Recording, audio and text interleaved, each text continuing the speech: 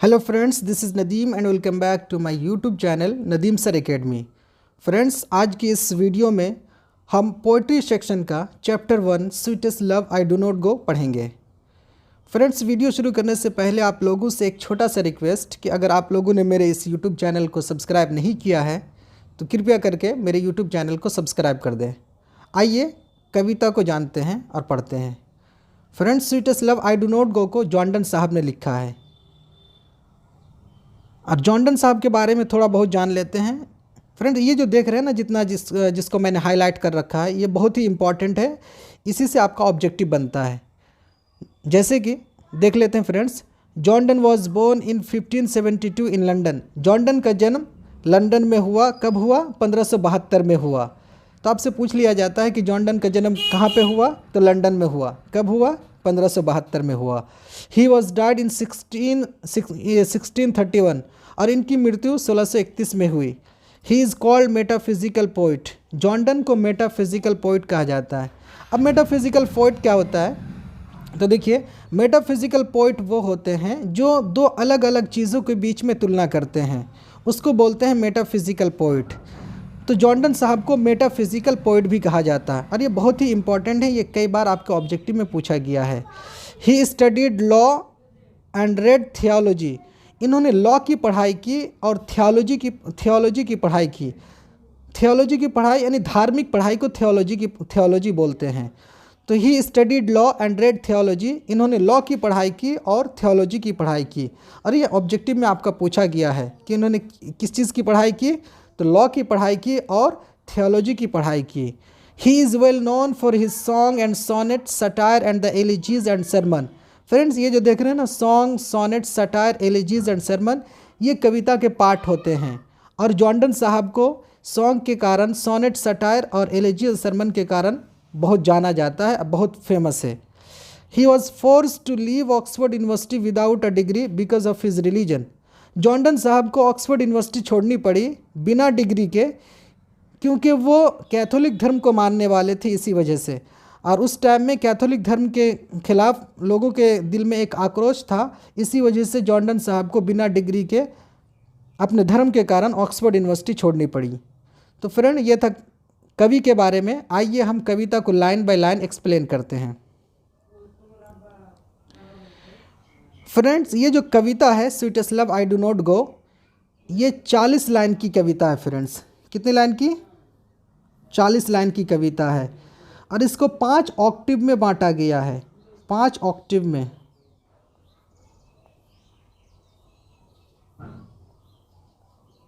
Octave किसको बोलते हैं?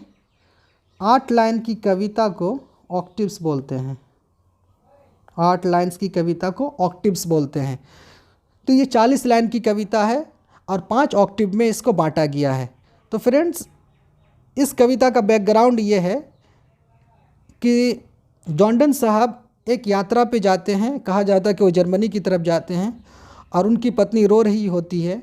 तो वो अपनी पत्नी को समझाने के लिए और तसल्ली देने के लिए ये कविता अपनी पत्नी के सामने बोलते हैं और उसको समझाते हैं। बहुत ही सुंदर कविता है। आइए लाइन बाय लाइन इसको पढ़ते हैं। कह रहे हैं कि sweetest love I do not go for weariness of the, nor in hope the world can show a fitter love for me, but since that I must die at last, 'tis best to use myself in jest, thus by faint death to die। ये एक octave है friends. कह रहे हैं कि sweetest love, ओ मेरी महबूबा, ओ मेरी प्रेमिका, आई डू नॉट गो, मैं तुमसे दूर नहीं जा रहा हूँ, for weariness of the. Weariness का मतलब होता है थक जाना, दिल भर जाना। फॉर वेरीनेस ऑफ दी, तुमसे थक कर मैं दूर नहीं जा रहा हूँ। नोर इन होप, और ना ही इस उम्मीद से तुमसे दूर जा रहा हूँ। The world can show a fitter love for me, कि जहाँ मैं जा रहा हूँ वहाँ कोई सुंदर प्यार करने वाली मुझको मिलेगी, ये सोचकर भी मैं नहीं जा रहा हूँ। तो फिर क्यों जा रहे हो भाई? But since that I must die at last, मैं इसलिए तुमसे दूर जा रहा हूँ। I must die at last, कि एक ना एक दिन मुझे मर जाना है। एक ना एक दिन मैं मर जाऊंगा। टिस बेस्ट, तो ये अच्छा है। To use myself in jest, jest means होता है मस्ती मजाक। To use myself in jest, कि मैं अपने आप को हंसी मजाक में गंवा दूँ, अपने आप को हंसी मजाक में बिता दूँ। दस बाय फेंट डेथ टू डाई, और इस तरह से मरने का नाटक करूँ। कहने का मतलब ये है फ्रेंड्स, कवि अपनी महबूबा से कह रहे हैं कि देखो तुम ये मत सोचो कि मेरा दिल तुमसे भर गया है या मैं तुमसे थक गया हूँ, इसी कारण मैं तुमसे दूर जा रहा हूँ, और ना ही मैं जहाँ पे जा रहा हूँ वहाँ कोई सुंदर कोई प्यार करने वाली मिलेगी जिसके कारण मैं जा रहा हूँ। ऐसा भी नहीं है। मैं तुमसे दूर इसलिए जा रहा हूँ कि एक दिन मुझे मर जाना है। तो अभी से ये बेहतर है कि मैं तुमसे अलग रहूं और तुमको मुझसे अलग रहने की आदत डालनी होगी। तो क्या होगा कि जिस दिन मैं मर जाऊंगा उस दिन तुमको मेरे मरने पर कोई दुख और अफसोस नहीं होगा, जब तुमको अभी से मुझसे आदत रहने की अलग रहने की आदत पड़ जाएगी। तो ये कहने का मतलब है फ्रेंड्स इस कविता का, इस लाइन का। चलिए अगली लाइन को देखते हैं फ्रेंड्स। बहुत ही सुंदर लाइन है, चलिए देखते हैं इसको भी। एक मिनट फ्रेंड्स, कहाँ चला गया? Yesternight the sun went hence and yet is here today।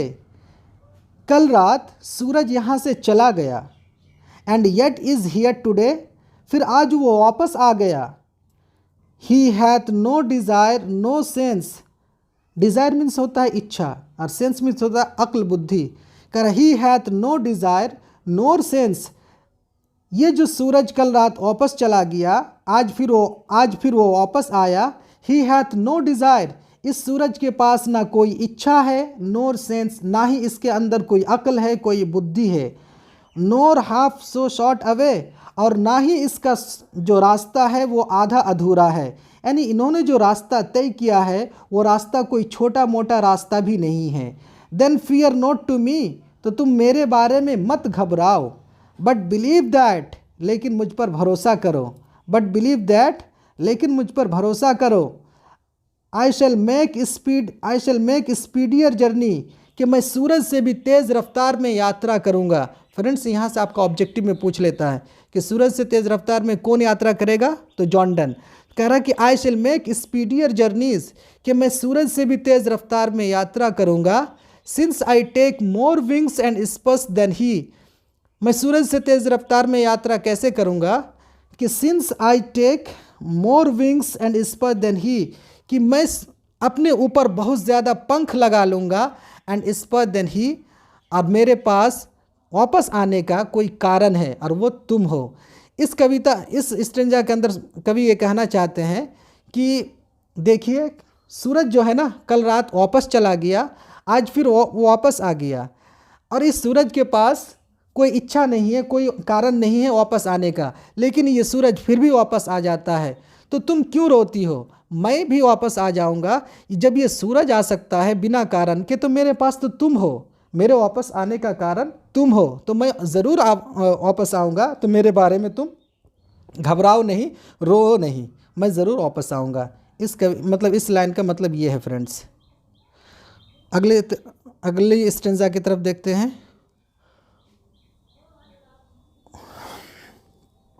O how feeble mains power, कि मनुष्य कितना कमज़ोर है। ओ फीबल मीन्स होता है कमज़ोर। वो how feeble is man's power, कि मनुष्य कितना कमज़ोर है, इंसान कितना कमज़ोर है।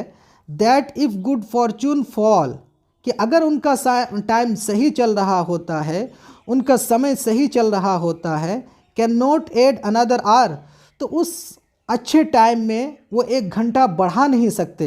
यानी उसका जो अच्छा टाइम चल रहा होता है उस अच्छे टाइम को 1 घंटे के लिए और बढ़ा नहीं सकता। मनुष्य इतना कमज़ोर है। नोर आर लॉस्ट आर रिकॉल, और कहते हैं कि मनुष्य इतना कमज़ोर है कि अगर उसका वो जो अच्छा टाइम चल रहा है उस अच्छे टाइम में अगर 1 घंटा बीत गया है तो उस बीते हुए 1 घंटे को वो वापस भी नहीं ला सकता, इतना कमज़ोर है मनुष्य। बट कम बैड चांस, लेकिन जैसे ही बुरा वक्त आता है, and we join it to our strength, तो हम क्या करते हैं, उस बुरे टाइम को अपनी पूरी ताकत के साथ उसके साथ जुड़ जाते हैं। एंड वी टीच एंड एक minute friend and we teach it art and length, और हम क्या करते हैं उस and we teach it art and length, और हम उस बुरे टाइम को कला सिखाते हैं, एंड लेंथ और लंबाई सिखाते हैं। It's over us to advance, और इस तरह से क्या होता है कि वो बुरा टाइम हमारे ऊपर लंबे समय तक के लिए हावी रहता है। तो कहने का मतलब ये है फ्रेंड्स, कवि ये कहना चाहते हैं कि देखिए मनुष्य इतना कमज़ोर है कि अगर उसका टाइम सही चल रहा होता है, उसका समय सही चल रहा होता है, उसकी किस्मत अच्छी होती है, लेकिन वो इतना कमज़ोर होता है कि अगर उसका टाइम सही चलता है तो उस टाइम को वो बढ़ा नहीं सकता 1 घंटे के लिए। और इतना कमज़ोर है मनुष्य कि अगर उसका टाइम सही चल रहा होता है और उस टाइम में से अगर कोई 1 घंटा बीत गया है तो उसको वापस भी नहीं ला सकता। तो इतना कमज़ोर है ह्यूमन बीइंग और मनुष्य। फिर आगे कहते हैं कि मनुष्य इतना कमज़ोर है कि अगर उसका टाइम बुरा चल रहा होता है, हमारे साथ क्या होता है फ्रेंड्स, देखिएगा कभी कभी ये होता है कि जब आपको मुसीबत आती है या आपका बुरा टाइम चल रहा होता है तो उस वक्त ऐसा लगता है कि बुरा टाइम ज़्यादा देर मतलब बहुत लंबा चलता है और ज़्यादा समय तक के लिए चलता है। तो वो कभी ये कहना चाहते हैं कि जब इंसान का बुरा टाइम आता है ना, तो इंसान उस बुरे टाइम को पूरी ताकत दे देते हैं, पूरी ताकत के साथ उस बुरे टाइम को के साथ जुड़ जाते हैं, यानी हमेशा परेशान रहते हैं, हमेशा ये दुख और मुसीबत में रहते हैं। तो इस तरह क्या होता है कि वो बुरा टाइम जो होता है ना, हमारे ऊपर लंबे समय तक वो हावी रहता है, कभी ये कहना चाहते हैं। चलिए आगे देख लेते हैं friends. When thou sighest not wind, जब तुम आहें भरती हो, जब तुम आहें भरती हो, thou sighest not wind, तो तुम उस वक्त हवा नहीं ले रही होती हो, ऑक्सीजन नहीं ले रही होती हो। But sighs my soul away, तुम जब आहें भरती हो तो मेरी आत्मा को तुमसे दूर कर देती हो। तुम जब आहें भरती हो तो मेरी आत्मा को तुम खुद से दूर कर देती हो। When thou weepest, और जब तुम रोती हो, और जब तुम रोती हो unkindly kind, तो बिना कारण के होता है कांड, लेकिन उसमें भी कोई कारण छिपा रहता है। वो बिना कारण का इसीलिए होता है कि तुमको पता है कि मैं वापस आ जाऊंगा, फिर भी तुम रोती हो, इसीलिए वो बिना कारण के तुम रोती हो। लेकिन कांड, वो कांड है, उसमें कारण है। कहने का मतलब ये है कि तुमको पता है कि मैं वापस आ जाऊंगा, लेकिन फिर भी तुम रोती हो, तो इससे ये दिखता है कि तुम कितना मुझसे प्यार करती हो, तुम्हारा प्यार को दर्शाता है। इसी वजह से तुम्हारा रोना एक कारण है। माई लाइफ्स ब्लड बोथ डीके, कह रहा कि मेरा तुम जब रोती हो ना तो मेरे शरीर का जो खून है, जो रक्त है, वो सड़ जाता है, वो नष्ट हो जाता है, वो बर्बाद हो जाता है। इसी वजह से तुम मत रोया करो पगली। इट कैन नॉट बी, आगे कभी कह रहे हैं इट कैन नॉट बी, तो ऐसा नहीं हो सकता। इट कैन नॉट बी, ऐसा नहीं हो सकता। That thou lovest me as thou sayest, तुम कहती हो कि तुमको मुझसे प्यार है, तुम कहती हो कि तुम मुझसे प्यार करती हो। इफ़ इन दाइन माई लाइफ दाउ वॉस्ट, और तुम क्या करती हो, तुम मुझे बर्बाद करती हो रो रो कर, क्योंकि मैं तुम्हारे दिल में बसता हूँ, और तुम क्या करती हो, रो रो कर उसे बर्बाद करती हो।